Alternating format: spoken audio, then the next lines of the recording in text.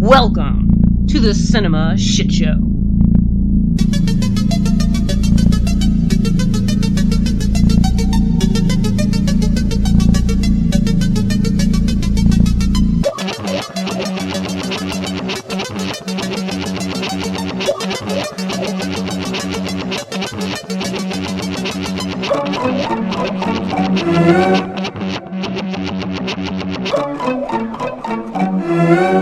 It's these two idiots again.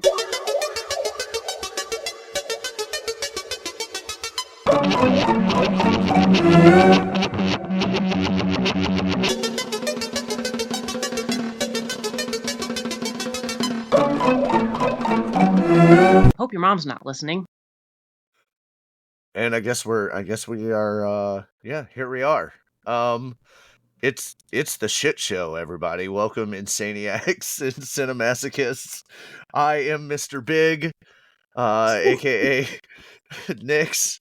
I've got my friend Ben here, Obi Ben Shinobi, aka Mr. Big as well. And we also have a special guest. We've got our friend Mr. Big here, aka Nasha, who is joining us for the very first time.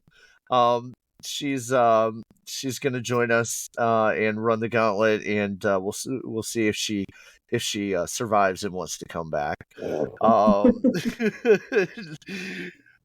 Nasha, I was asking you if you had anything really to promote, and just your Twitter account, which is at Nasha_Foster.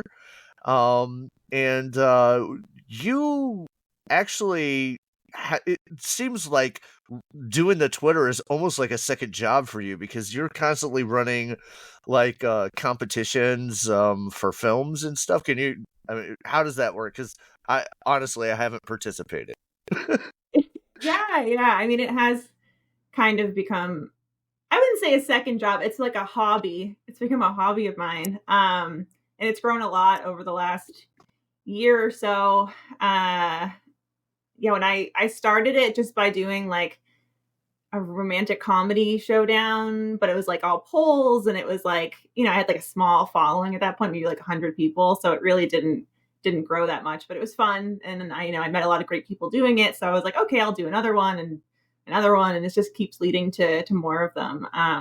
And yeah, it's a lot. It is a lot of work. But like I said, I consider it more of a hobby. Like I just enjoy finding a theme for it, and then, building all of the matches, and all of them are 3 rounds, and, they all culminate till the final, which is happening right now for the Best Picture nominee showdown. So I've got like, after this podcast, I've got like 300 more votes to tally, I think. Oh my Lord.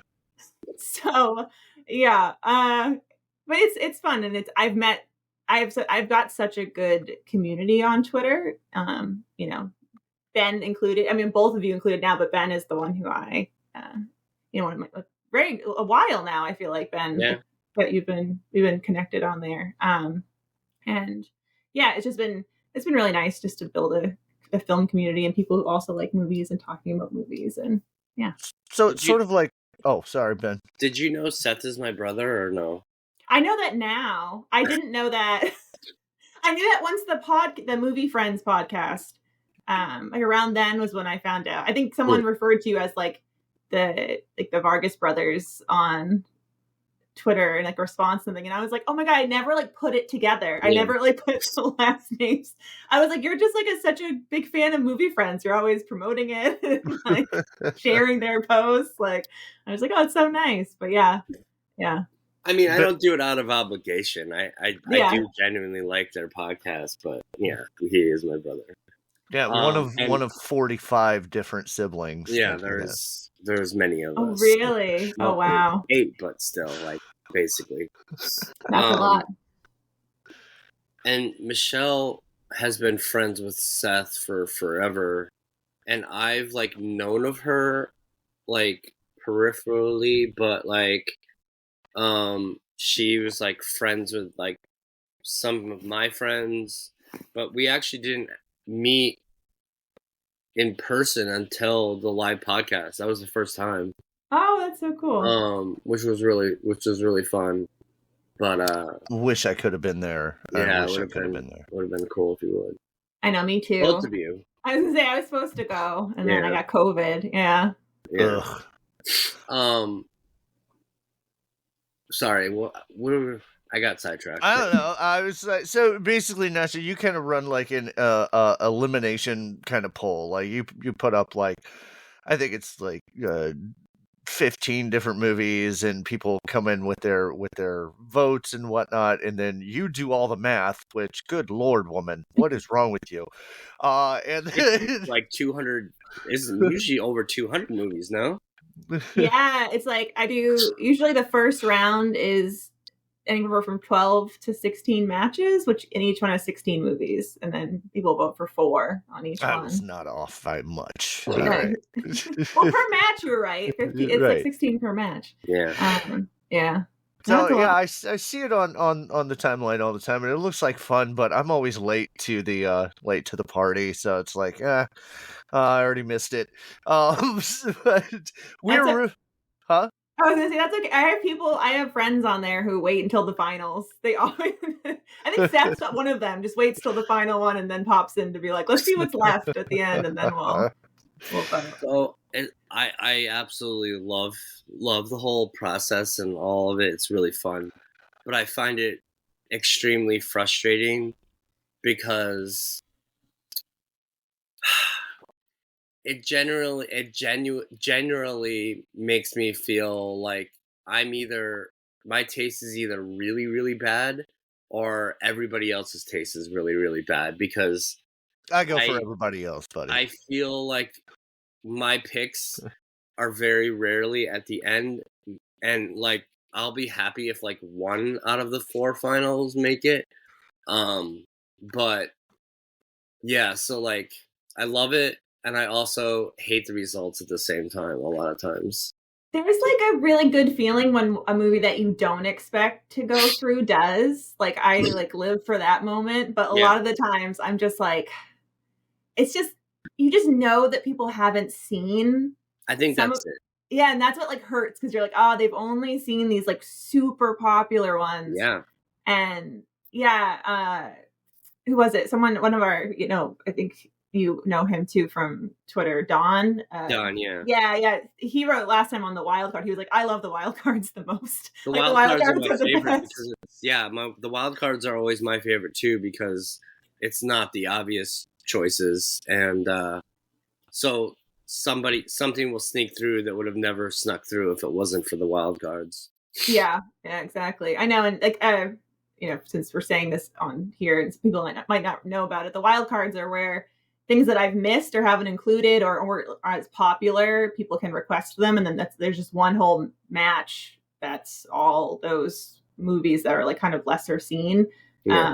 And yeah, it always result. And it's funny because I was getting so many criticisms in the first round of this one where people were like, "Oh, you're leaving out all these movies. Like you're favoriting contemporary popular movies, like just so." And I was like, they have no idea that this is that we do a whole match just to cover these, and then it gets them through. Like it's like there's actual planning involved, and it's very intentful. So yeah.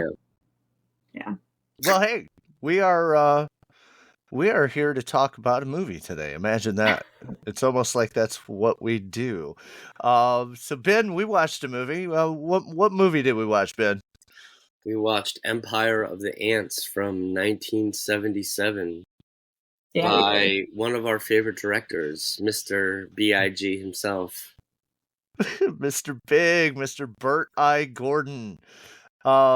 Absolutely. He got started in the 50s when the fear of nuclear power and all of that and what it could cause, like back in the day when Tarantula came out and Them, those classic kind of films. But he didn't really have that kind of budget. He always kind of worked on a lower kind of budget. He did like The Amazing Colossal Man and The Amazing Colossal Beast, which was the sequel. He dealt with a lot of big things, and it's just crazy that his initials spell big.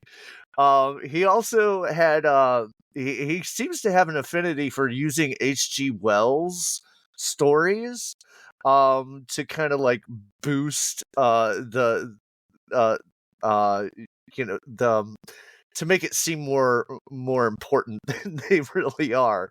I think he started his first H.G. Wells adaptation was Village of the Giants, which is based on part of the book of Food of the Gods, and it's got little Richie Cunningham in there, where these kids grow giant and they have go-go parties as giants and whatnot. And then he kind of after the 60s ended, he kind of started doing like other stuff. Like he did a film with Orson Welles, I think called Necromancy, at one point. This is obviously when Wells was kind of like, at his lowest, I guess. Not quite playing a giant planet eating robot in the Transformers movie, but doing his acting there. But then when the 70s came around, Bert was like, all right, I kind of want to start doing this again. So he picked up another H.G. Wells story. He picked up Food of the Gods again. But this time he focused more on the animals. So we had giant rats and giant chickens and giant wasps. It's a hell of a lot of fun. It's unfortunately it's not on Tubi anymore. And that made a lot of money. So he came back and said, all right, let's do another one. And he chose Empire of the Ants. And the H.G. Wells story, they're not ginormous ants. I mean, they're a little bit bigger than normal, but they're just intelligent. But in this movie, they are like giant, like 8-foot giant ants. So we're gonna, Nasha, normally what we do here is we have our guest go ahead and just give us a brief summary of what's the plot of the movie. What are we dealing with here? Okay, so Empire of the Ants is about. So summary, just a small plot. So radioactive waste is being poured into the ocean and in giant barrels that are actually only like this big, and roll up on an island, infect a colony of ants, and then our sorry, this movie is like, it's such a simple plot and yet so complicated at the same time. So the island is a island that's trying to be sold and developed into a very like rich, fancy community, and a realtor takes a boat full of people onto the island to show them around in this like Jurassic Park kind of tour of the island. And they happen upon the ants that have been infected with the radioactive sludge. So chaos ensues from there. And do you want me to go like into what happens, or just? That's pretty much, no, that's it. That's a good summary, and not just any realtor. This one is, Jesus Christ, Ben. This realtor is played by Joan Collins. She was a really big movie star, back in the day, and at this point she was struggling, and she took this job because, hey, where else? I think she said, where else can you get paid $35,000 for 6 weeks of work, except making low budget movies like this. So that's why she ended up in this film, and then a couple years afterwards, she ended up on Dynasty, and that's where she kind of had her career resurgence, playing an absolute bitch on that show. But yeah, we've got quite a wide array of characters. I'm not sure what to call all of them. I mean, we start off the movie with like a nature documentary, right? So they can tell us about all the cool shit that ants can do. About how they can control other things and pheromones and whatnot. And that Bert actually went out to Brazil, I believe, to get this footage. They didn't just buy stock footage, which would have been the easiest thing to do. So I don't know why That feels like such an insane decision to make. Like, right? let's go to not only. I mean, there are ants in every single state and country in the world. Like, why Brazil? Did he think that they were like bigger there or something? I have no idea. Apparently he was very picky about the types of ants that they would be using, like, for the close-ups in the actual movie itself. Like, he wanted, like, a specific type of, like, African ant, I believe. Probably, I mean, because they had all that. They have, like, those really protruding hairs and whatnot. Maybe they just look better on film. I don't know. And they zoom in really hard on them, so they wanted the, like, really big, hairy ones. Yeah. Right? Yeah. That's fair. So after our National Geographic lesson on what ants can do, we're introduced to the boat out in the middle of the ocean, dropping very meticulously labeled "Danger! Radioactive waste! Do not open!" barrels into the ocean. I think my favorite part is how they were making sure to do it one at a time. Well, you gotta space it out. I mean, you don't Listen, want to. We're gonna drop all this into the ocean, but we're gonna make sure we do it carefully. Well, you don't want them breeding, Ben. If they get too close, they might procreate. My favorite part was that they seemed so big and they were all sinking, just like in the middle of the ocean, and then all of a sudden they cut to it floating. Yeah. And it's like, wait, how is it floating now? Like, not only is it floating, it felt like it was so light that it was just like being like moved around, like yeah, very strange. Yeah. Well, that one must not have been sealed properly, I guess. Well, clearly it was leaking all over the beach. Right. Right. Yeah. So it washes up on the beach, and there's like mercury coming out of it is what it looks like. I wonder if they use actual mercury for that. And then the ants start feasting on it, and the can is now rusted. So I mean, it's got to be like months since it was initially dropped. Although the movie is not clear about this. So that's our first clue that, hey, something's amiss, something's awry. And then we get to meet all of our lovely characters at the yacht club. Everybody's. I don't know about lovely. I didn't write down their names. I just wrote down descriptions of all of them. Well, you sound like me, because I don't know names either. Well, so 3 of them had the same exact haircut. They were like the same exact. Actually, I think there was a 4th too that looked exactly like the guy in the blue leisure suit. I think I wrote down blue leisure suit because he's. So that guy reminded me of Bruce Campbell. Yeah, slightly. I see that. Yeah, a little bit of that. Who was the blue leisure suit? Joan Collins, captain, boy. The assistant / sex slave. Sex slave, yes. She only keeps him around because he's so good in bed. If you weren't so good in the sack, I wouldn't be paying you this much money or something like that. I'm just like, wow. Way to put it out there. What a character introduction, yeah. Well, so we talked about that when we watched, because we watched this twice together, and I said they'd look like Justin Bieber haircuts, but then when we watched it last night with my friend Michelle, she said that they're all trying to like emulate Bruce Lee's haircut, which after seeing that, now I can't get that out of my head. So I think it was just that time period. Yeah, I think they look like the monkeys, like the. Yeah. Yeah, totally.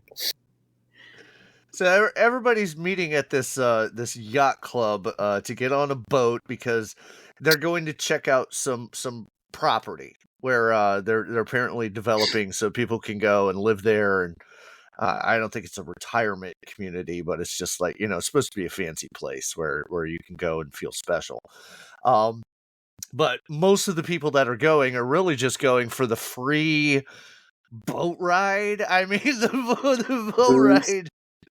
I'm like the tiniest boat. Like they all there's too many people for one boat. Like Yes. it's not even like it's a cruise. It's just like sardine packed on a boat together. It is. Yeah. It does not look comfortable at all. But they're supposed to be pretending that they're having a great time. We're introduced to our stud captain. Who's got the pimp earring in his left ear. Looking all hip. And Joan is like, hey, I want you to be sure to give us a smooth ride over there. And it's like, well, let me just call nature and say no waves today. What the fuck? So, well, but we can obviously tell he's going to be our hero. Everybody else is kind of up in the air. They could all be ant fodder as far as we know. I mean, the old couple, I was like, oh, that's ant fodder. Like, they're going to be one of the first to go for sure. Oh my God, the older, because there's like the older couple and then the oldest couple, right? The oldest couple. Yeah, the oldest couple. They have one of the funniest deaths, I think, because we'll get there. So anyway, they're on their way to this. I guess it's implied that it's an island, but it's not. It's not. It's just somewhere on Florida. Because later on it's established that there are roads that take 800 miles to deliver sugar or something.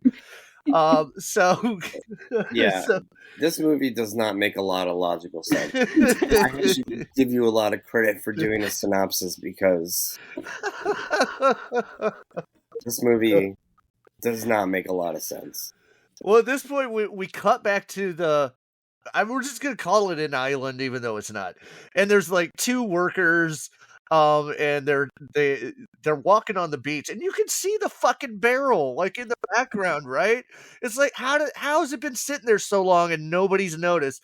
But they have to tell us that, hey, the closest to civilization is you walk 2 miles to the river, and then you go 10 miles upstream, and then there's fucking society. So I mean. Thank you, movie. Thank you very much. Then we'd say, everybody's complaining about it. It's like it's just a big scam. It's like a timeshare scam. Yeah. So anyway, everybody shows up at the island, and everybody drinks and hangs out, and we get to meet all of our lovely characters. Oh, yeah, and the slogan of the island is, I wrote down, a place where people can begin to live. What are we escaping? Also, like, I was thinking about this morning. Like, it's supposed to be this luxury place, right? But you have to take a boat to get there. Otherwise, it's going to take you, like, 12 hours to drive to. Who would ever want to go there? Well, that way you don't get all the riffraff, man. You're. Oh, boy. Yes. The pores can't come in.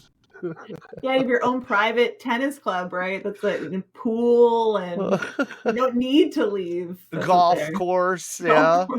Yeah. By the way, you have to imagine all of this. Like, none of this is built.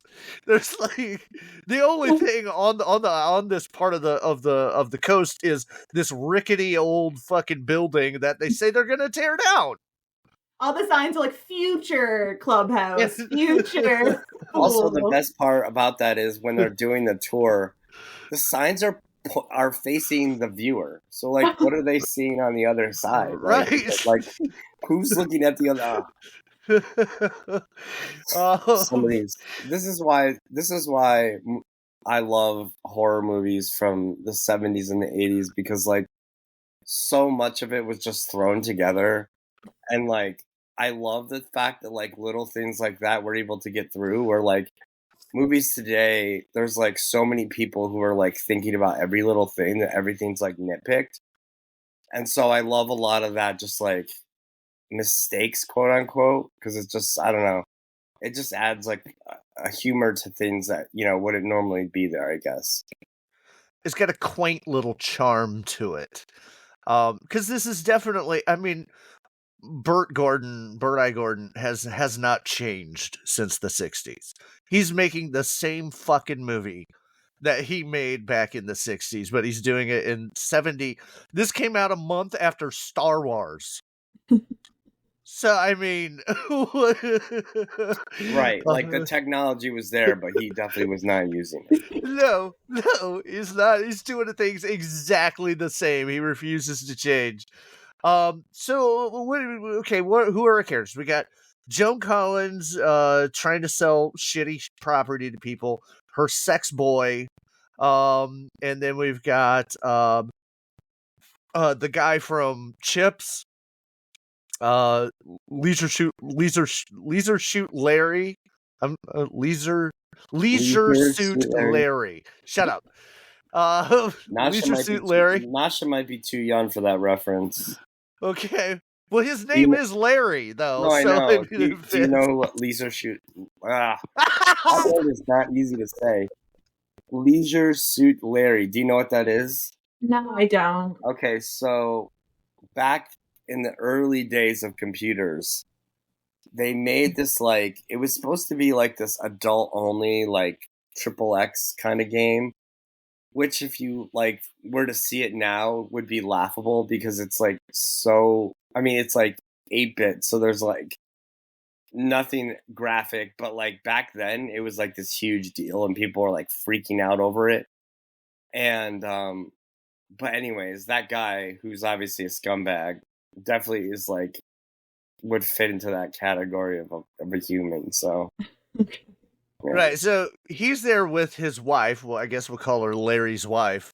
And they don't have the strongest relationship because as they're walking up, he sees the blonde lady getting out of the cab, and he's immediately oh yeah, I'm gonna bang that. Cool, let's go. And she sees him seeing her, and so it's you know what? It's they don't have the strongest relationship, and the blonde lady, she's just there, I guess, for the free trip too. I don't understand what these people are getting out of this. At some point she says that when she's talking to the unemployed guy who doesn't pay child support, that whole character, she says to him, I want to buy a piece of land or something. I want to own something. So I think she was actually there to buy something. Okay. Possibly. Yeah. All right. He was not, though, the unemployed guy. That guy wasn't. No. Yeah. Well, I call it, he looks like Jeffrey Combs to me. He looked like a young Jeffrey Combs, but with the Bruce Lee haircut. And I think he said she's suing him for back pay, which means that she wants payment for the kids from when they were married, is what it sounded like. It didn't sound like he wasn't paying her. I mean, he said he hadn't had a job for a year. Isn't that what he said? Oh, yeah, I don't know. He was that was a weird, her whole talking to him and being I didn't like you on the boat, which we never saw. Which I didn't like you on the boat, but I was wrong about you because that other guy's way worse. So you must be better. Yeah. That's right. Well, yeah. I don't know. I didn't think that fucking Jeffrey Combs' character was a bad guy. He just seemed like a guy that was down on his luck, right? They just didn't introduce him well. It was just suddenly his name is Joe, by the way. Joe, right? Yeah. Remember the last words of the movie are Joe. Joe. When he limps across the I love that. That's acting, man. That was the best. The run limping. Strong acting there. He fully committed to the part. Yeah. All right, so we got those people. We've got the slightly older couple who I guess they're really kind of curious about it. And then there's the really old couple, which is really just there to take advantage of the scenic cruise across the ocean to this little little island and eat their food and drink their alcohol.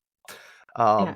And the secretary, the bitter ex-secretary. Oh, like, yes. Got the hots for the captain, that lady. Oh, yeah. Mm-hmm. I remember there's one line when they escape in the little boat, and she goes, "Oh, yes, Mr. blah, blah, blah, always asked for a cup of tea and a slice of orange." And it's like, is that some sort of sexual innuendo? What are you talking about?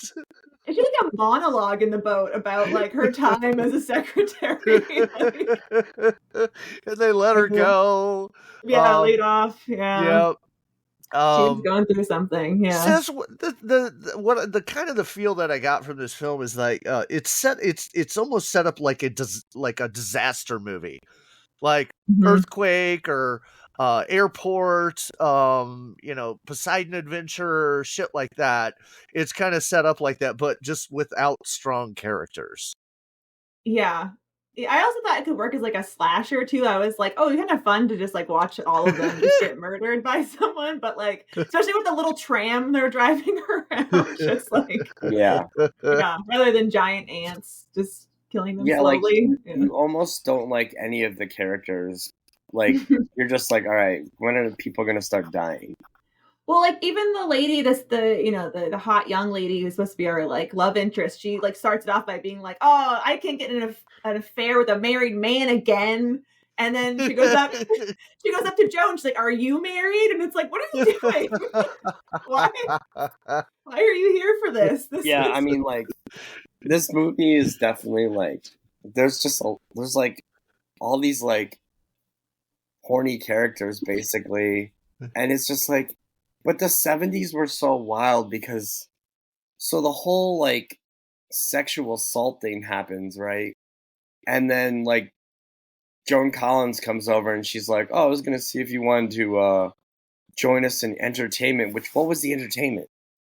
Like drinks? That was the entertainment? Like celery sticks? Yeah. And then she goes, peanut butter. And then she goes, "Oh, but I guess you've already found something." And it's like, if you saw any of that, how could you think that like she was having a good time? Like she was like screaming, like screaming, which is hysterical because nobody heard her, and they were like 20 feet away. They're so close. Like, how did he even sneak off with her? Like, everything was in full view shot of this little pop-up tent that they had on the beach. Like, yeah. But then it's like, okay, so if that happened to me, I would be traumatized. I'd be like, let me go. I want to go back. She just keeps going. She's like, "Joe, all right, this is my next guy." And I'm just like, what is going on? This is insane. And then, like, when they're on the tram, she's sitting across from him. And I'm like, I would be on the opposite side of the tram. I would not be anywhere near this guy. She's like, "Oh, boys will be boys. Grown men will be grown men and assault me on a tour." But like, yeah, like the 70s were just wild. Like it was just like, all right, this is just what happens. Yeah. I mean, it did establish that guy as like a really bad guy. I was like, okay, can't wait for him to die. Like just waiting for it. Like, all right. Yeah. Well, they do that a couple times. He is they definitely build up your hatred for that guy. Fun fact, he's actually the dad of Chris Pine. No, really? Which, if you know that and then see his face, you'll be like, "Oh, I could see that." I see. No, I do. He definitely looks like Chris Pine's dad. So that's so funny. Yeah, he was the captain on Chips. Did you ever see that show? I know what it is. I never watched it. Yeah, it was a big show. Eric Estrada was like a huge star. And he was like Eric Estrada's like partner. They were what? California No, he was the Highway captain. Patrol. He was the captain. He's the one that gave Eric Estrada and Blonde Guy their Right. Their orders and whatnot. So anyway, we probably forgot because I think there's like 12 of them, but I think we've forgotten some people. So they all drink, and we get some backstories and whatnot, and then it's off for our fun tram ride, where we get to go imagine things existing. Just imagine a house here. Imagine the future tennis court, And hey, if you're a golfer, you'll want to live here so you can watch people golf. Whatever. And then they take another break. They stop and then they have a fucking picnic, which I guess, haha, funny ants. I think that they figured if they weren't drunk that they weren't going to buy anything, so they just wanted to like get them liquored up. Yeah. It's like no wonder people are using you guys for this cruise when there's like 2 lunches. Right. Like, yeah. Well, at one point, I think somebody goes out and hands out paper plates. People are already holding their sandwiches, and they hand a paper plate to somebody that doesn't even have a sandwich. So now that person's just standing there holding an empty paper plate. What is going on? But that's okay because it gives our slightly older couple an excuse to wander off, because the guy is like, I know this is a scam. Oh, and he starts pulling out the pipes and going, see, these aren't even connected. It's a big bunch of fake shit. And that's when our ants show up. We've been seeing them with ant vision. I know, Nasha, you had noted that down. I love the ant vision, just like a thing, like a series of holes held over like the camera. Yeah. It's so amazing. I love it. So they finally show up, and we first see them like with the like this old effect that Burt Gordon was using back in the 50s and 60s, where you kind of like do a process shot where you just do a close up of ants and then you superimpose it on the screen so it looks like they're in there. Which it wasn't bad in the 50s and 60s, but this is 1977. So, not quite as impressive. Anyway, they kill the dude. She starts taking off, like not even heading back to where they came from. The ants are so slow. Also, like everyone who dies in this movie just stands still and screams. Yeah, it's pretty funny. Like nobody really tries that hard. Like there's a scene where the baby, what do we call that guy? Joan Collins. Man, I don't know what his name is. Sex boy. Let's call him Sex boy. Sure. He falls down and he just stays there. And you're like, wait, why isn't he getting up and running? You didn't break a leg. Like, these people are just like, all right, just take me now. Like, well, it's like his wife, like, twists her ankle, I guess, but she doesn't even try to stand. She just lays there and, like, waits for death. Oh, Larry's girl. Yeah.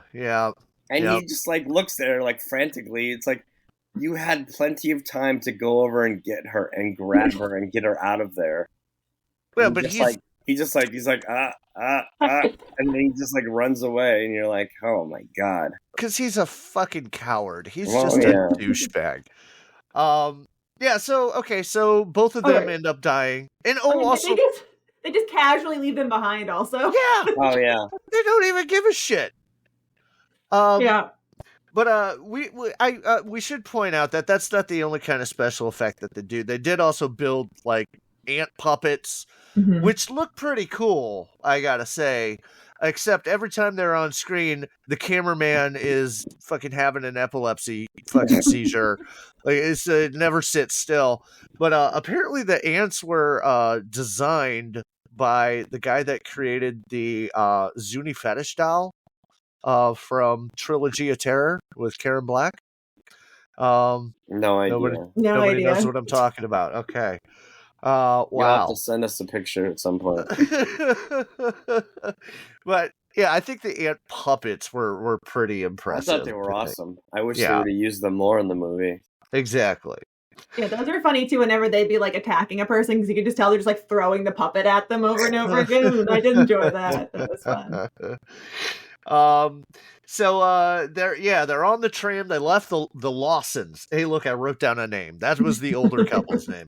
They just left without him, and then they find the one of the workers' bodies, who's the ants took his shoes off for some reason. Oh yeah, they with the Lawsons, they just find like a pile of clothes, and I'm like, how did the clothes come off of them? Like, what are the ants doing? Like, I don't understand. Yeah. Well, at this point, Bruce Lee, Jeffrey Combs, whatever, and the blonde lady. Joe, his name is Joe. Joe. Joe. Okay, all right. You're gonna insist I call him Joe. Well, All right. It helps. only because the final words of the movie is Joe, and it's hysterical. So he's like, we got to go find the Lawsons, right? And of course, Larry's not going to go with him, so the blonde lady goes with him, and then the tram takes off and leaves them behind. So they go traipsing through the woods. Yeah, they find like the pile of clothes, I guess, where the Lawsons were. And everybody, I guess. Oh my God, does anybody else hate bell bottoms as much as me? No, every character is wearing them. The bell bottoms are bad, but the culottes are the worst. Yes, like, Joan. Either pick pants or a skirt. Don't try and do both. Yeah, Joan is wearing like the most like teasing culottes ever because it looks like she's wearing a cute skirt, but they're culottes. So they're like giant pant shorts. I don't even know how to explain those. But the bell bottoms, man, like on the blonde, like they go up to her boobs. Like they're so high waisted.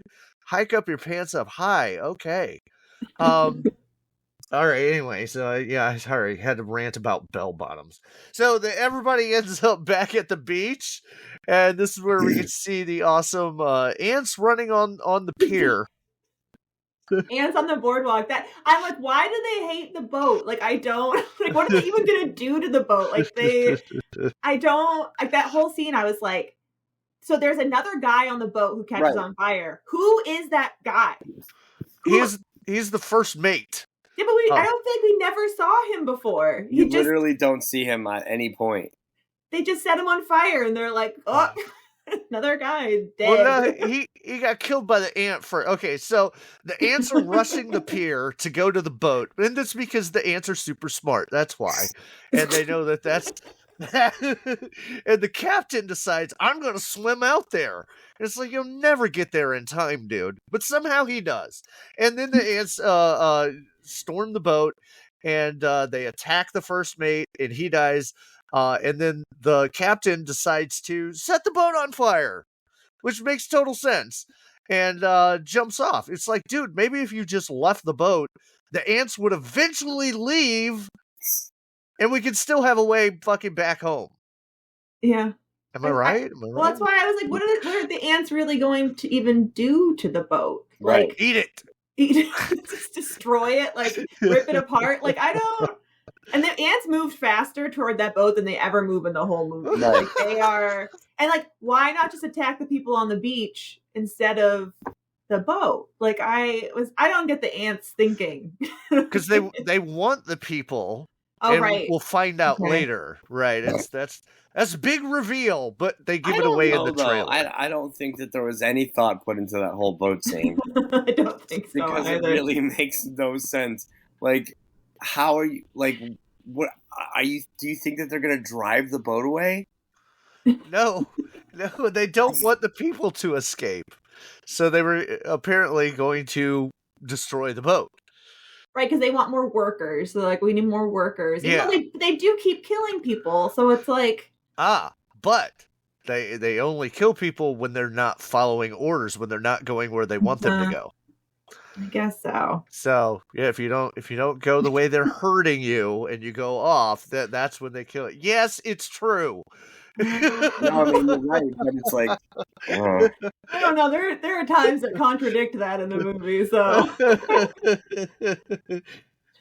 So now everybody's camping out on the beach. They got a fire going, and they're like, this fire is the only thing keeping the ants away. And it's like, how do you know? I mean, they don't like fire. Well, nothing likes to be set on fire.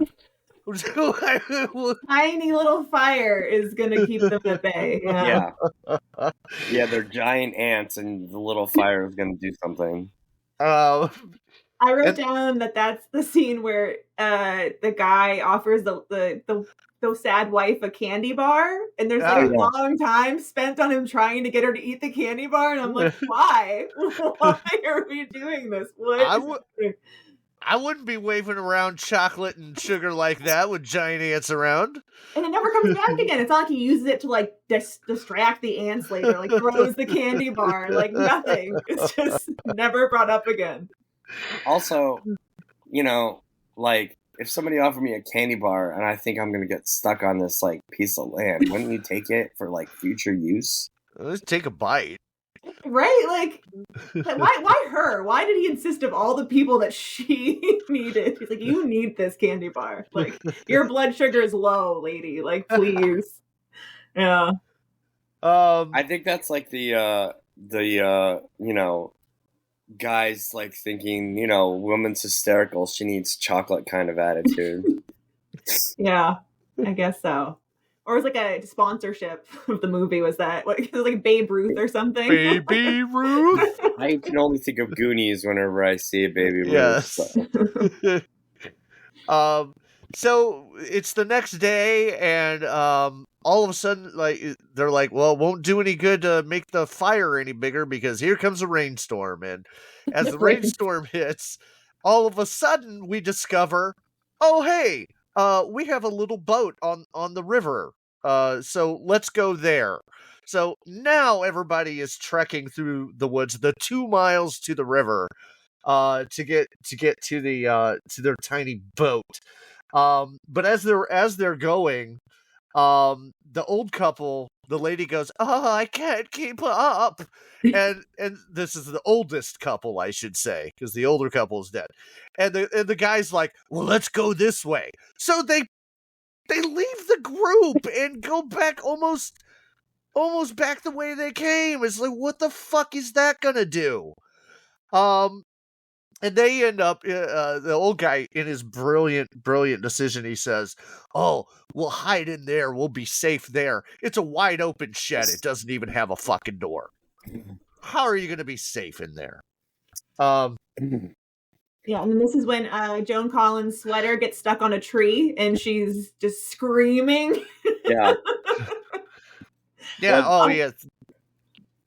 Yeah, I was like, wait, I thought it was like stabbing her in the arm, and I was like, no, it's just literally just her sweater. Like, she literally. There is like, blood. There is blood. Yeah, but yeah, it's just, but yeah, it's really just she snagged. And I think I was mad that it. I think it's mad. She's mad that it like ruined her precious. I mean, during the whole rain scene, she is fixing her hair like the whole entire time. I don't know if you noticed that. And then it cuts, and her hair is now like back in like a ponytail with like a little like bow around it. And I was like, they just like let her fix herself. Oh my god. So yeah, her sex boy goes to save her and falls down, and that's what that's it. He just stays right there and waits for the ants to come and get him. Oh god. It's just so bad. It's like they don't even try.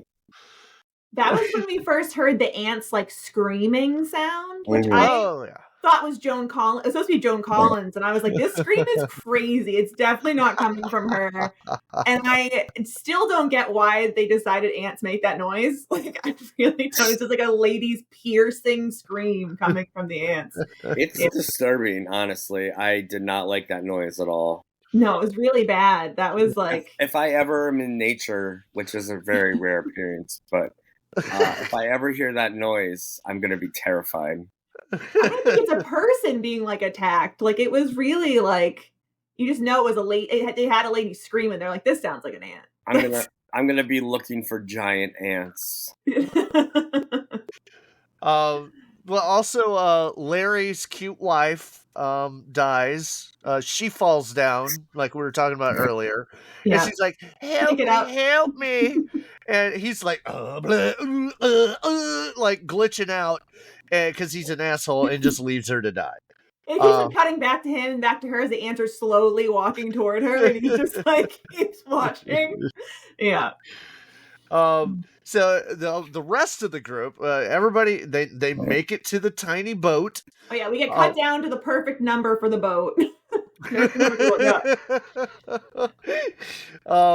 And finally the old couple, they're hiding in their wide open shed, and he's like, "Oh, see? I told you we'd be fine. They're all gone."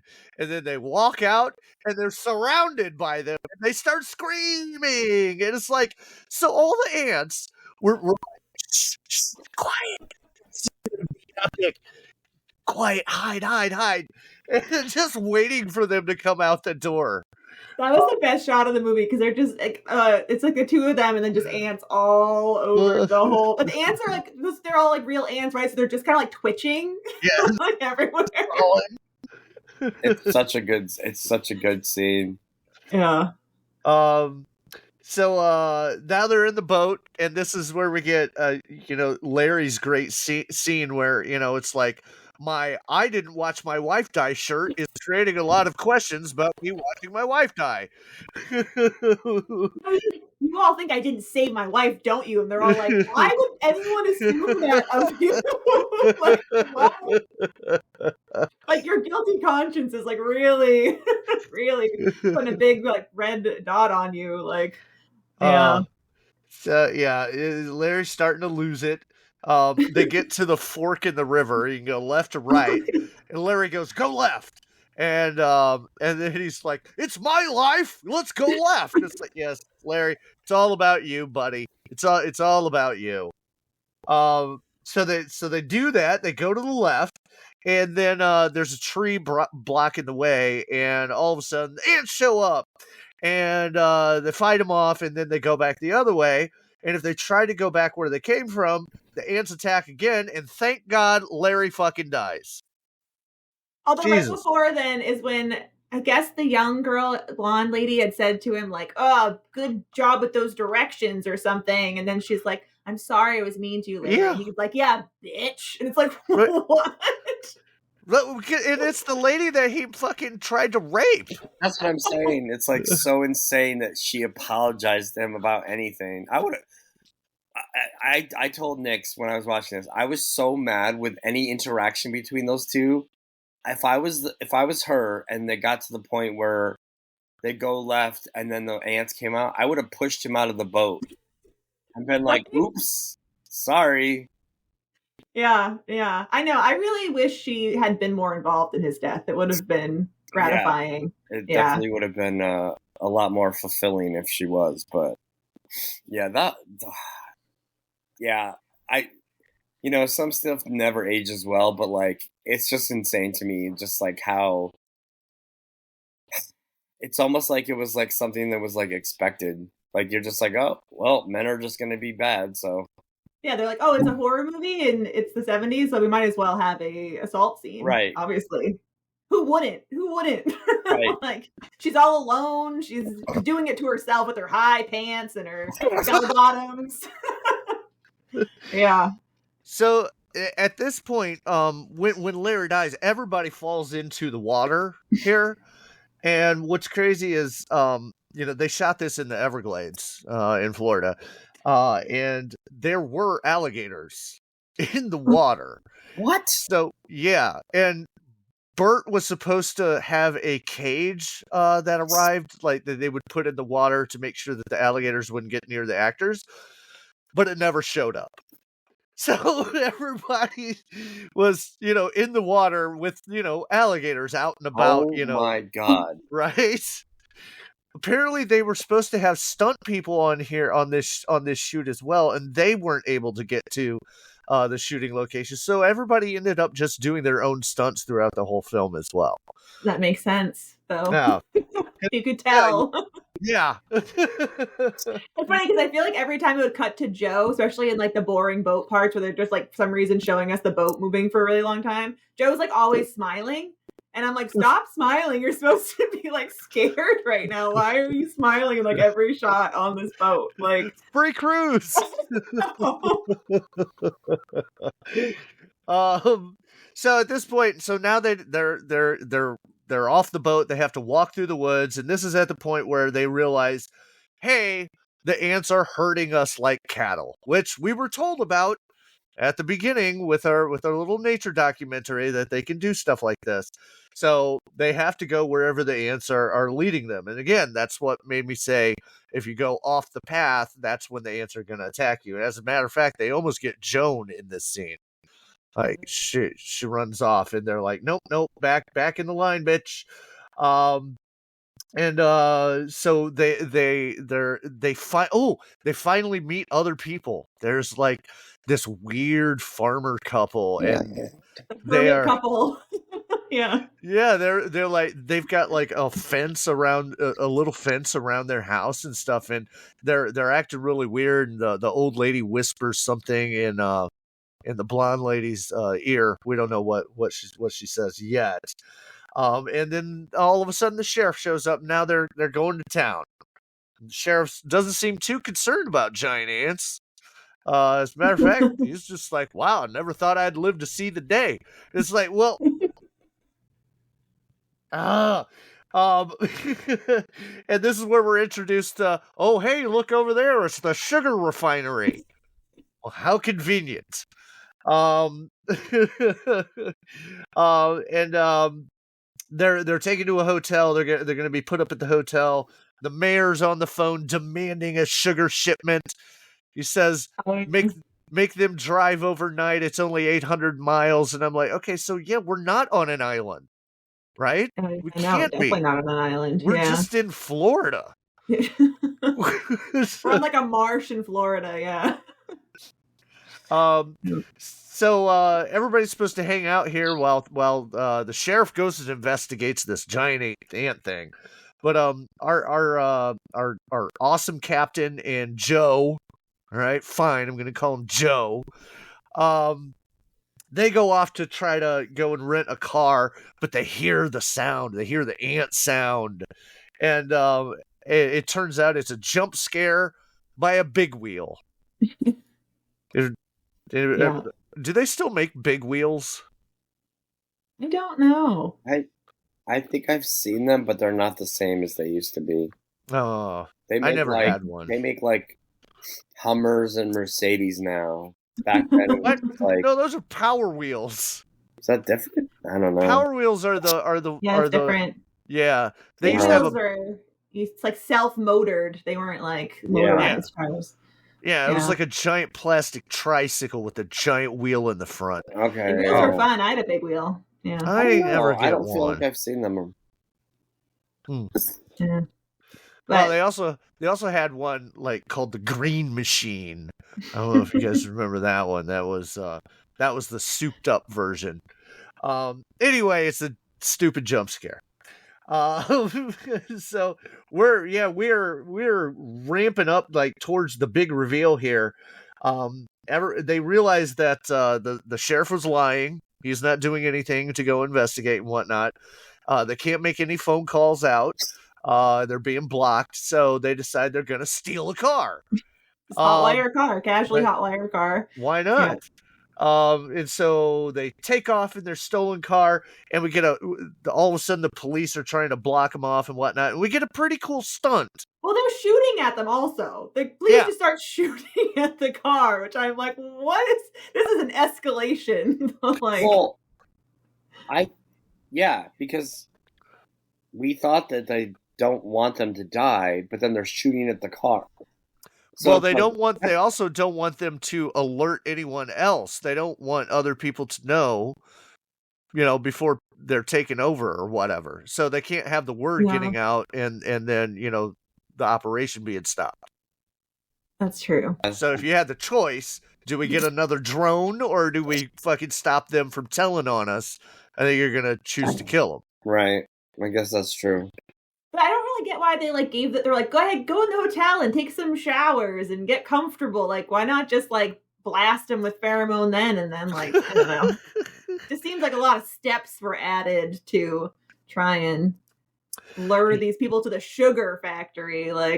That's what the old lady said to the blonde lady. She said, go. whatever you do, don't let them take you to the sugar refernery. When she said that, I was like, oh, are they going to turn them into sugar? Like, are the people sugar? And then, oh my God, that's Soylent Green. We've said that 3 times when we were watching it. I'm like, Soylent Green. Yeah.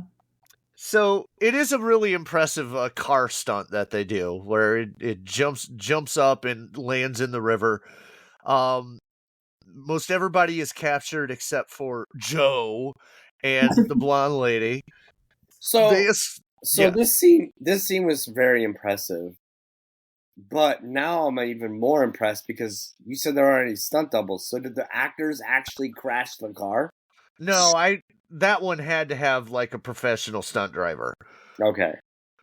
It was just Alligator River that didn't have any stunt people. Yes. I'm not even sure if there was an actual person in the car. I've seen it a couple times now, and it almost looks like a dummy. Okay. In the driver's side. That's fair. Yeah. I did like when they were all trying to get out of the car, though, in the water, and they're like climbing over the hood of the car, and like the blonde lady keeps trying to stop to help Joe, and he just keeps pushing her forward every time she offers him her hand. And I'm like, what? Did they not like choreograph this at all? That this lady just keeps like trying to improvise, and then he just keeps pushing her? Like, yeah. It's possible they just said, "Do it." Just get out of the car. Yeah. But yeah, Joe and the blonde, they escape into what I assume is like a sugarcane field. And everybody else is rounded up by the cops. And then they take them to the sugar refinery, and you can see them, which I thought was kind of cool. It just passes by real quick, but there's like a truck with like cages on the back, and it's just people in the cages. So like they're driving around so they can get juiced up here in a bit. And at that point, I thought they were feeding them to, like, they were all like turning the people into sugar. So I was like, everyone's very calm about being turned into sugar. Like, no one seems to be panicking at all. The whistle goes off, and the sheriff looks at his clock, like right on time, and then you see the ants like walking into the refinery, and it's at this point that Burt Gordon's Mr. Biggs effects, from the 1950s and 60s really show, because it's just a picture of the refinery that they put the ants on, and you can see some of the ants climbing up into the sky. It's like it's so good. It's such a good shot. I love that so much. They were like falling over each other too, just like, oh my god.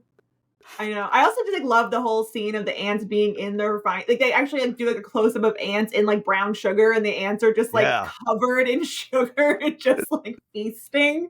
It's like an ant sugar orgy that they're high as fuck. Yeah, it'd be like if you threw a bunch of cats into catnip. They're just like losing their minds. All the sugar. And this is where we get the big reveals. Why everybody's been so chill about the ants and whatnot is because they've got the queen in there, and she squirts her pheromones on people, and then they're under like ant control. So that's what's been going on in this town the whole time. So they have to be rejuiced like every week. So they have to round them back up before it wears off, and then juice them back up with the queen. And apparently they do it one at a time. I don't know why. It doesn't seem that bad. Like, of all the like torture things that could happen to them with these ants, I was like, they're not like they're all screaming. Like, Joan Collins is screaming, getting put in there, and I was like, it doesn't look like it hurts. At least, like and it wears off after a week. Like, there are worse things that could happen in a movie like this. I don't know. That's just my feeling about it. But then you're a slave to, giant ants. You don't. Yeah. Although they didn't show us what their life. Maybe they have like really nice lives. Like, I don't know. Maybe the ants are really nice overlords. Like, we don't know. But here's what I don't understand. What is the point of all of this? Like, what are the people doing for the ants? Right, are they like? Is it just so they keep making them sugar? I guess so. But it's not like they export it too, right? They're exporting sugar and also feeding the ants sugar. They're not exporting it. They're importing it. But they make the sugar, I thought. No? Yeah, but they don't have enough, apparently. That's why he needed them to drive 800 miles to deliver sugar as well. Oh. Okay, that makes sense. But it doesn't make sense at the same time. Because no, it's does not make sense. There is nothing that's logical. Right. Yeah, they didn't think about it much more than, they control the humans so they have sugar. I mean, that's pretty much it.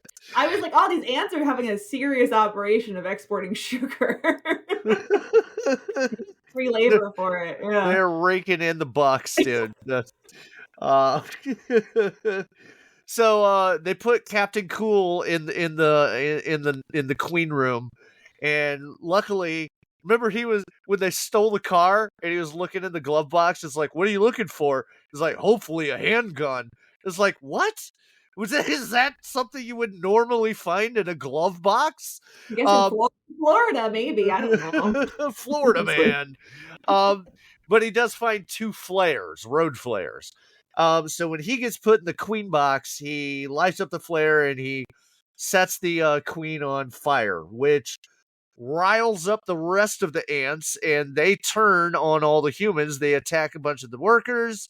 And then it apparently, like, if you kill the queen, it also breaks the spell on all of the humans as well. And for some, I think it's because of the timing, because it wears off, so it must be because they didn't get through the line. All those people that were supposed to get like injected, didn't get it. So then they were like, "Oh, we just now realize what's going on." Well, Joan had just got juiced up, and so she was under control. She's like, "Don't you see? We just do what they want." Da, da, da, da.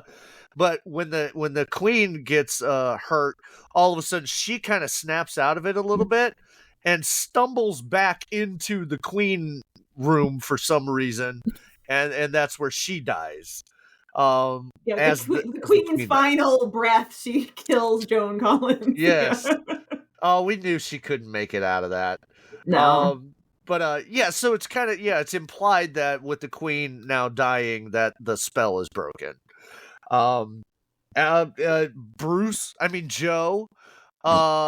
decides to get in a giant tanker truck that is full of fuel, and drives it in the refinery. Well, and he drives around. He goes around the refinery, remember? Like several times. Yeah. And then drives into it. He does it like donuts. He's letting the gas out. He's letting... doing a ring of fire around it. But nobody sets the gas on fire. He just drives it in there, and the truck explodes for no reason. Well, trucks in movies explode when they go into buildings. They just automatically... Well... So they don't shut the door too hard. It might they explode. zoomed in on the truck that said flammable. So just in case we weren't aware that a tanker would be flammable. Oil is flammable. Yeah. Everybody runs off. He tells him to he's like, take the blonde lady, make her go with you, because now we're like in love or whatever, and she's just like screaming, Joe, and the captain's just like wrangling her along with him. Yeah. And she's like, no, not Joe. And it's like, you just met him like an hour ago. Like, calm down. Right. So he hurts his ankle now. Joe has hurt his ankle coming from the car. Poor Joe. Yeah. And that's when we get the best scene of him running and limping. There's another boat. They make it to another boat. And we think Joe's dead, but he's not. And he comes limp running. And he's so dedicated, man. I mean, he put his all into that. I got to give him props. He does. And the secretary's still alive, or ex-secretary. She's still alive, right? At this point. And the captain. Yeah, it's the 4 of them at the end. Yeah. Our 4 couples at the end. Or new. Yeah. Yep. Yeah. I mean, they were all, most people, they're almost all unlikable, but these are the most likable of the group. I was like, I'm happy for them. I'm happy that they made it through this. The secretary liking the captain after seeing how he reads a book is kind of blasphemous. He literally had that book, like, torn in half practically. Yeah. So, like, if you ruin the spine of a book, you're monster. I was thinking like Larry assaulted the blonde lady, and the captain is fucking assaulting that book, man. Dude, don't break the spine, man. What are you doing? He just loves it so much. He's read it so many times. My God. I've had friends who like dog-ear their books, and I'm just like, oh God. Oh, it like hurts. Heathens. Nasha's like, I'm not gonna tell them I do this to all my books. I'm like, oh, a Warren book it's a loved book. I don't know. Well, I mean, if you crack the spine like that, then the pages are going to fall out, and you can't revisit the book. That's true. That is true. Ah, bastards. Well, hey, he lived anyway, so unfortunately, sorry guys, he wasn't punished for his crimes.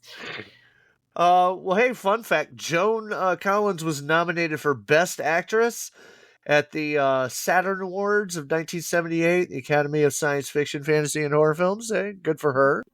Well, she really tried. She was the one who was trying the most to act in the movie, I felt like. For as much as she said that she hated doing this movie, she really does put a professional shine on it. There was that moment where she, for some reason, when they're in the second boat on the river, she turns to the captain and she's like, "I'm still in charge." And it's like, and he goes, "You want to row?" Yeah. I was like, what does she think she's gonna gain here? Like, do you want to be in charge of this situation, Joan Collins? Do you really want to be in charge of the giant ant assault? Like, I don't know. That's okay, because Larry takes control. It's my life. It's my only Larry's life, and yeah. Well, if we had, so we also Ben likes to do fuck, marry, kill. So I mean, you can pick anyone. It doesn't even have to be from the main cast. You could choose to fuck an ant if you wanted to. So any idea? So who would you want to fornicate with? Who would you want to spend the rest of your life with? And who would you just want to eradicate off the face of the earth? Well, kill is easy because that one's Larry, of course. Yes, yes. Just get that guy out of here. Would have killed him off sooner.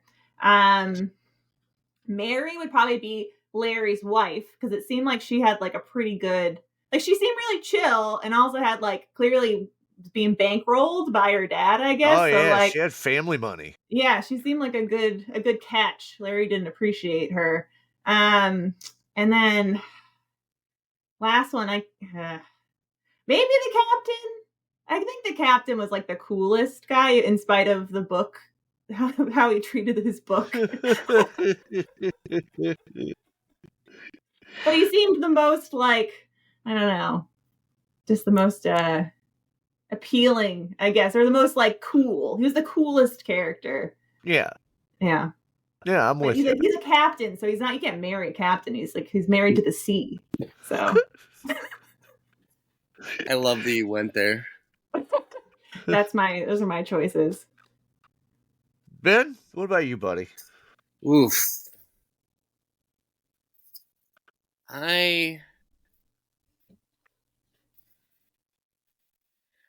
Well, yeah, I have to agree. I'm definitely gonna kill Larry just because he's the worst.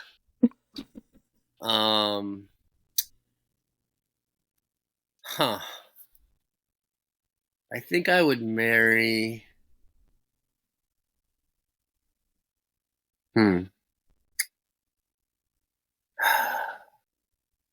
I don't know.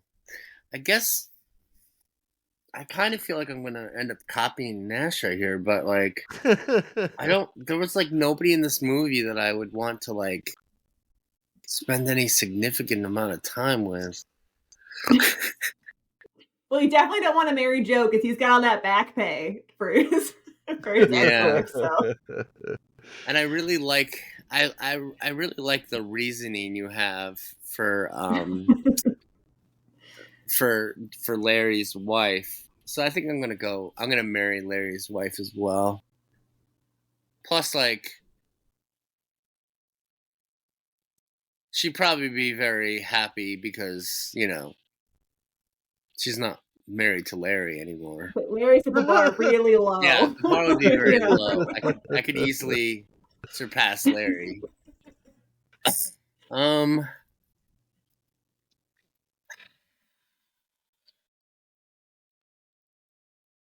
I mean, I feel like the cliche answer for like who I'd want to fuck is the like blonde lady, but I didn't really like her. She kind of was like, she was kind of annoying.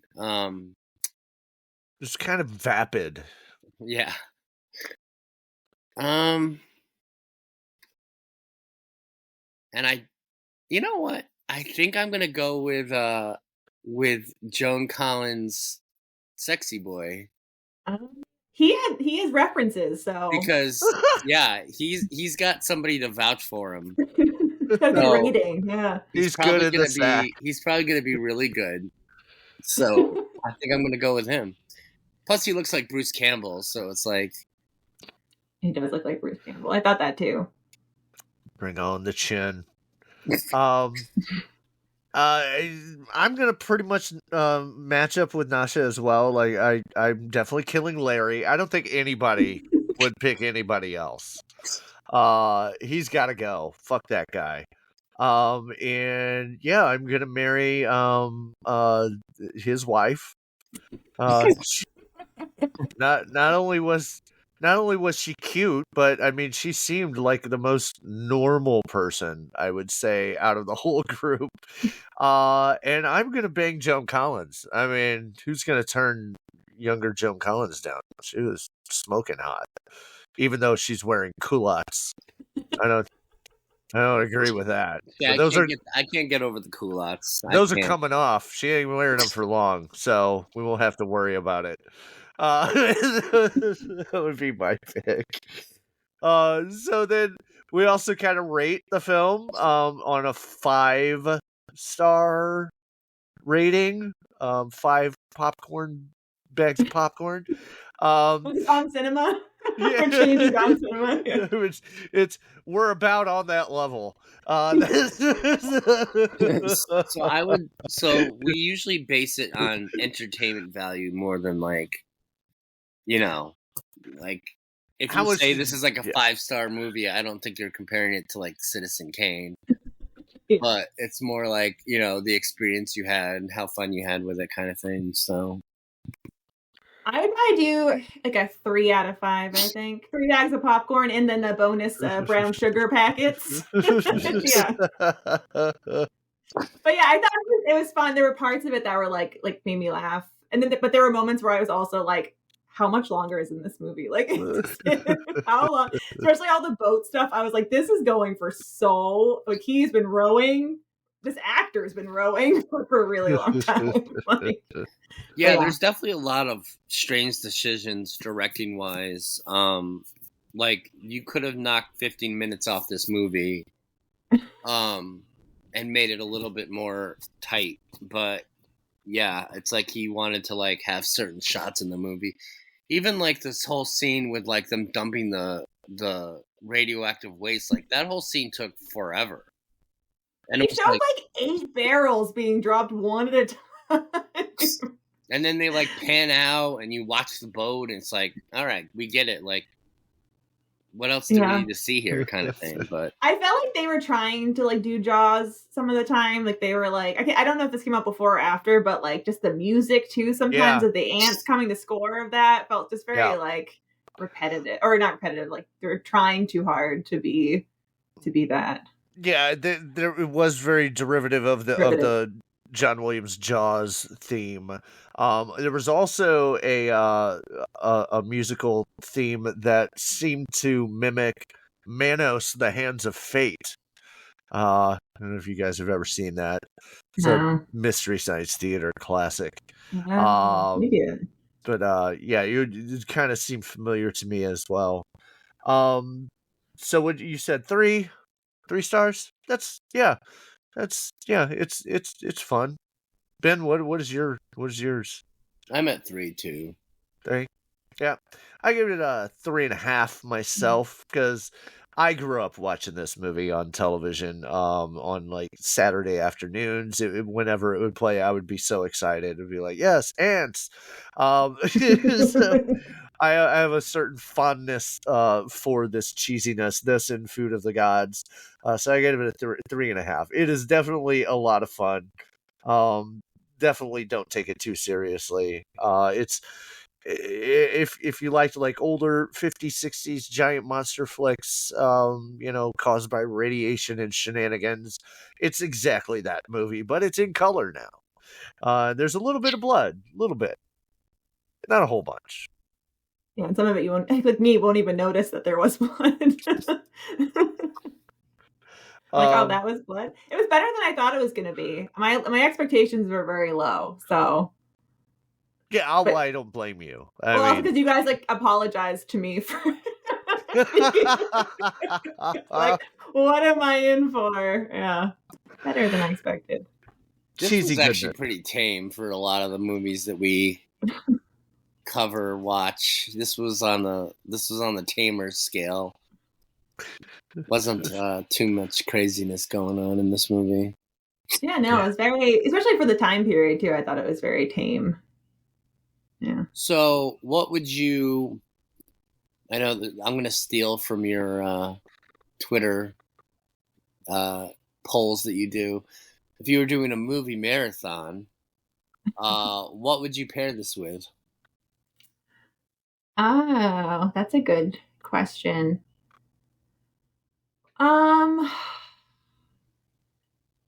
Let me think. Probably. This is a weird one, but probably like Jason and the Argonauts. I don't know why, but that's like what pops in my brain.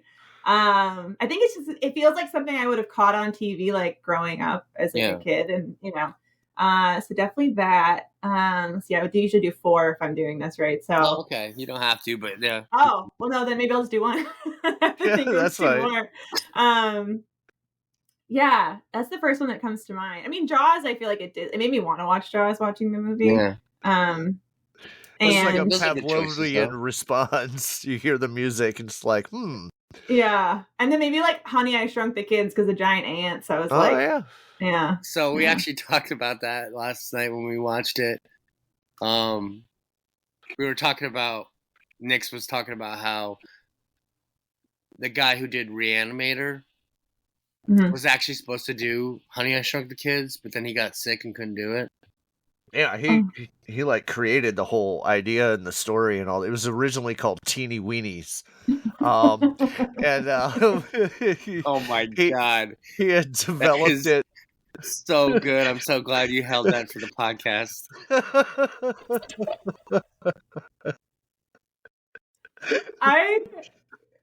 I wish it was still called that, I think. Oh god, now I'm really sad that movie never got made. God, that's so good. That's a really good name. Can you imagine that movie made by the guy who made Reanimator? Are the kids supposed to be the weenies? Like, is that what? Yes, they're the teeny weenies. Yes. That's amazing. Can you imagine if Stuart Gordon had been able to make Honey, I Shrunk the Kids, under whatever name it came out as, and it was a huge hit, and then he could take that clout and make whatever fucking H.P. Lovecraft horror film he wanted with like a bigger budget. He would have had an amazing fucking crazy career after that.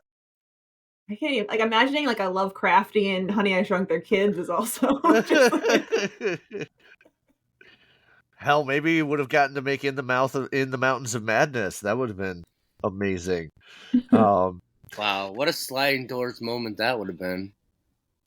Yeah. Well, I mean, maybe it was for the best. He created, he kept creating like odd, quirky, lower budgeted kind of stuff from there. So maybe it was for the best. Yeah, but then we don't have a movie called Teeny Weenies. No, we don't. Which now I kind of, if I ever make a movie, I kind of want to use that name. You should. No matter what the plot is, you're just going to call it Teeny Weenies. It doesn't even have to be like about that. His fucking Reservoir Dogs film, and it's called Teeny Weenies. Speaking of that, I just heard this the other day that apparently Reservoir Dogs the name was given because there was a scene in a movie that Quentin saw where like there was a dog or dogs in the LA, like the Reservoir or something, and he just thought it was like a cool name. Huh? Makes sense. Because Yeah. like the name makes no sense. Like it literally has nothing to do with the movie. Yeah, I guess I just never knew a time in my life where it didn't exist, so I'm always just been like, yeah, that's just the name Well, right, of but the it's movie. Yeah, never questioned it. Yeah, like that's cool. Well, what are you gonna pair it with?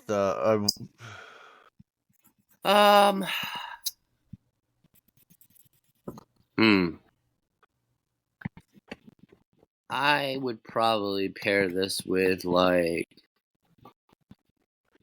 if it was something modern, maybe like Slither. I know it's like weird, but like I don't know. Did you see There's Something Wrong with the Children? Have you seen that from last year? I didn't know. That sounds really familiar. You should watch it. It's very much like reminiscent of kind of like older creature movies. It's fun. What's it called again? There's Something Wrong with the Children.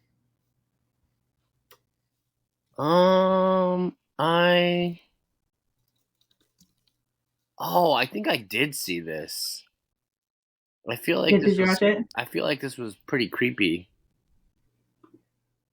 Yeah, it's like even the cover of it is pretty like just like old school looking like. Actually, no, I don't think I did. Sorry. That's okay. But I think I have it in my queue. Yeah, that one's like kind of a good pairing for this I don't movie. know. It's just... I don't feel like I have a good one for this.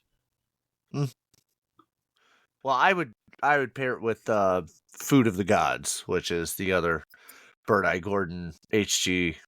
Wells story. That's the one with the giant rats and chickens and wasps and maggots. all in one movie. Yeah. Oh wow. Oh, it's great. It's absolutely amazing. Actually, I would pair this with Teeny Weenies, the unmade Stuart Gordon movie. Well, that's it, man. I mean, we made it through. We made it through the movie. Anybody got other stuff that they wanted to mention about it that maybe didn't get brought up? The hat on the taxi cab driver.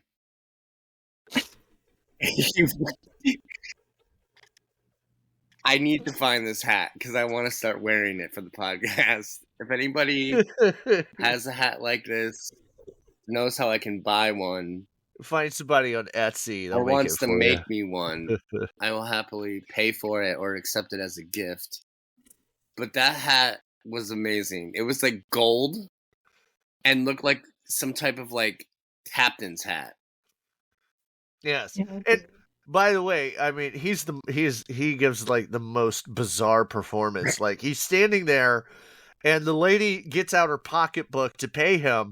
So then he moves to stand in front of her and holds out his hands very vigorously. Yeah. Like, pay me. And it's like, she's in the middle of doing that, dude. Just have a little patience.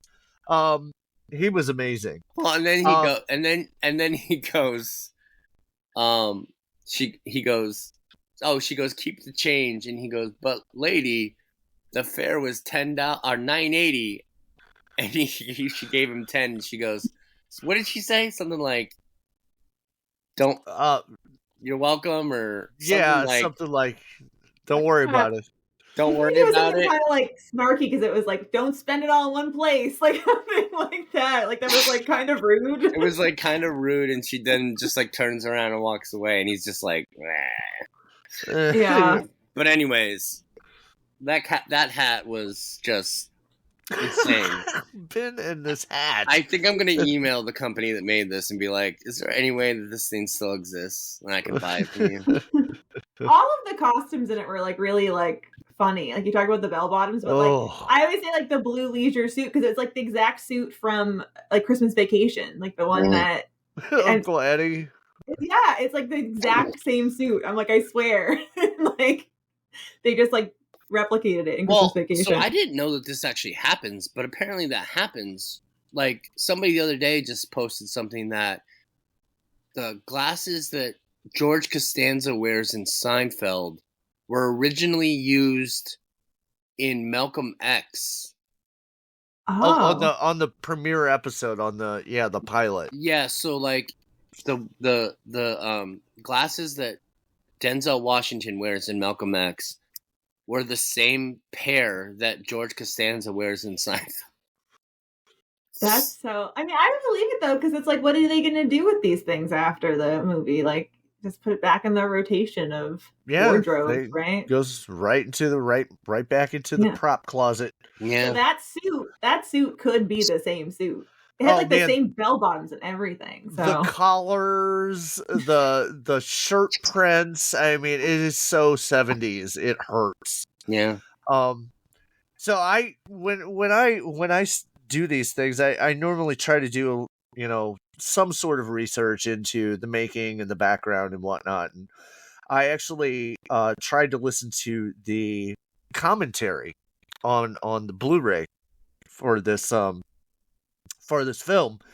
or the DVD, and it's Bert I. Gordon and some other guy who's supposed to moderate, and like ask the questions. And man, Bert I. Gordon did not want to talk about this movie at all. I don't know if he didn't like the fucking, the guy that he had to work with or what, but I mean, he would only answer monosyllabic like answers like, yeah, meh. And then I was like half an hour in. I hadn't learned really anything except that it's Panama. They went to Panama to film the fucking ants. But like 30 minutes in, and then the most he ever talked was when he was talking about filming Necromancy with Orson Welles. And I'm like, this is fucking pointless, man. So there's not a lot of information about the behind the scenes. Joan Collins poo-poos and trash talks it in her book and whatnot. But there's also a bunch of cool, like, behind the scenes photos of her posing with the giant ant puppets. Looks like she's having a good time. So it can't all have been bad. Yeah, what a joy that's film is. It's just so ridiculous. Yeah, I'm glad you guys joined me for this. Yeah, thank you. I mean, it was really fun. It's a fun one to talk about. So thanks for inviting me. Well, you get to pick the next one. Oh, is that how? Because I wasn't sure. Because originally Ben told me I could pick the first one, and then you stepped in and were like, no.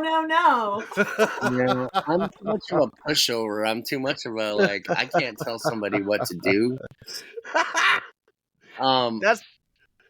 So yeah, but I think after watching this movie, I want to make a T-shirt, and it's gonna say the Notorious B.I.G, and then underneath of it in brackets it says Bert I. Gordon, and then on the back it will just be like a list of all the movies he did.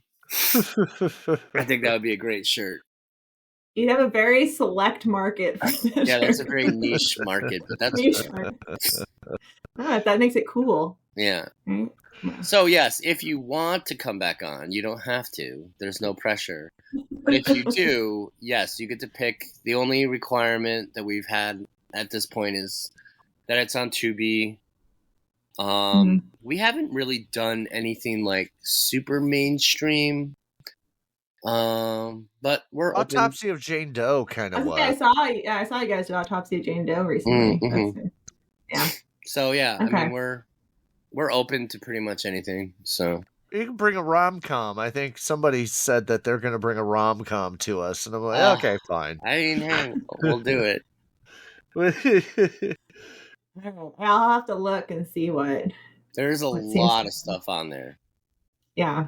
There's a lot of stuff on there. I actually am. Every time I look, I'm always impressed by the selection. They have the best. Them and Canopy, which are both free, have just insane selections. Like, you could pretty much watch I mean, there's enough stuff to watch for the rest of your life on there. And it's not all like shitty stuff. Like they have like a lot of mainstream big titles. Like it's pretty impressive with what they are able to put out. So, yeah, there's a little bit of a controversy that was going around on in the Twitter sphere in the film groups where they accused Tubi of forcing companies to edit movies. Which I immediately went, now that doesn't sound right, because I'm a stickler about censorship, and I know when there's a different cut of a movie, because that's been like my obsession since I was a kid. So like there was a movie called Severed Ties that Fangoria actually produced back in the late 80s and early 90s. And when you play it on Tubi, it says, this movie has been formatted to fit your screen and also edited for content. So it's like, well, that sucks. So of course I go elsewhere if I want to see the unedited version. But people are accusing Tubi of forcing these companies to edit things, and that's just not true. It's just that whoever owns the rights to this shit is selling them the edited version. This is not being forced. But yeah, that was running rampant for a while. I'm disappointed that, more of the actual versions aren't out there. But if you even go to like Shudder, they had a movie called what was it? Hellmaster, with John Saxon in it. And I had never seen Hellmaster. I saw it in the VHS rental as a kid, and growing up and whatnot, but I never rented it. So I'm like, cool, let's watch Hellmaster. Well, as it starts, I could tell it's got a different title. It's called They, and it's got a different runtime than the actual VHS one. So the director had released it theatrically, but he wasn't happy with that one. So when it came out on VHS, he recut it, and that's when they renamed it Hellmaster. But Shudder puts it out as Hellmaster and doesn't even notate that this is actually the theatrical version is whatnot. It's like most of these streamers don't even know what they're putting out there. No. They're just giving it, and then they put it out. Well, I think they just, especially the free ones, I think they just grab as much content as they possibly can. Yeah. There's no way to, like, moderate curate everything. Yeah. Yeah. So but yeah. You know what? I'm very thankful for places like that because, I mean, look, things are expensive and not everybody can afford to have, 37 streaming channels every month. And so, the library doing Hoopla and Canopy. I mean, if Canopy was a streaming service, it would be one of my, a paid streaming service, and I only had to have, 3 channels. It would be one of them because their selection is really incredible. And Tubi is as well. I mean, they don't always have the greatest cuts.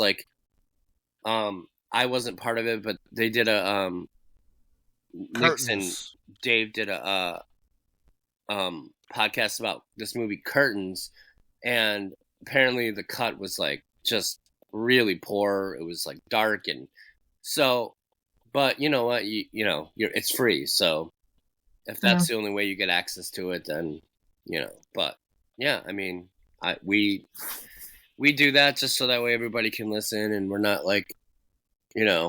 forcing somebody to have to pay or go out and buy a Criterion disc or something. Yeah.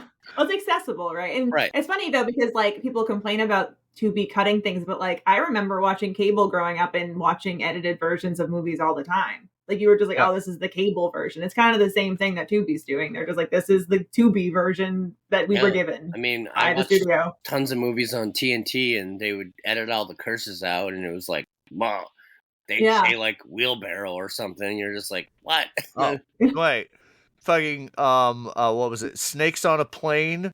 The TV version was, I'm sick of these monkey fighting snakes on this Monday to Friday plane. They didn't even try to like be real with that. Like they just were like, whatever, just have fun with it. Put anything in there. Yeah. I've like actually never. I don't think I've seen that movie. I've seen clips of it. I don't think I've ever actually watched. You have to watch it. It's fine. It's fun. Just an experience. Like it's not good, but it's not as crazy as it could have been. But yeah, it's enjoyable. It's snakes on a plane. I mean, what the fuck do you want? And I would say to anybody listening, Canopy and Hoopla are free. You just need a library card. And I needed to get one recently. I didn't even have to go into the library. I just applied online. I got a digital library card, and then you have access to even more free movies. Canopy is excellent. Also, it doesn't even have to be an active one. I learned that. Really? I actually use my library card from Michigan from 5 years ago, just because that's what I'm logged in as, and I don't want to change it. But yeah, I mean, just get a library card; they're free. Yeah, you should have a library card anyways, in my opinion. Yeah, absolutely. Well, hey, I guess that's pretty much it, guys. Right? Yeah. Yeah. Well, I had fun. I'm glad everybody was here. Anybody who made it all the way through, I appreciate you listening. It takes a certain type of insaniac to tolerate us. Nasha, you've been a pro for joining in the craziness. I think I just want to. I've started thinking about this, and I just want to let everybody know, hey, if you're going through a hard time, a lot of people are too. And nobody knows if you need them or not unless you tell them. So don't suffer alone. Reach out to your friends or family and let them know that you just need somebody to talk to. And other than that, we'll be back. And everybody, have a great rest of your night. Thank you. Thank you. What the fuck was that? Is that what a podcast is? I guess so. It's very entertaining. I suppose. Oh.